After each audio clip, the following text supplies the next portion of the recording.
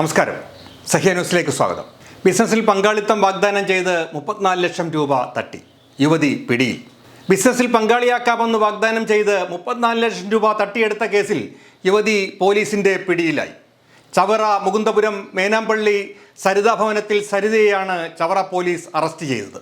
ചവറ മേനാമ്പള്ളി സ്വദേശിയായ വീട്ടമ്മയെയും ഭർത്താവിനെയുമാണ് ഇവർ കബളിപ്പിച്ച് പണം തട്ടിയെടുത്തത്. സൂപ്പർ മാർക്കറ്റ് ബിസിനസ്സിൽ പങ്കാളിയാക്കാമെന്നും ലാഭവിഹിതം വാങ്ങി നൽകാമെന്നും ഇവർ പരാതിക്കാരോട് പറഞ്ഞിരുന്നു.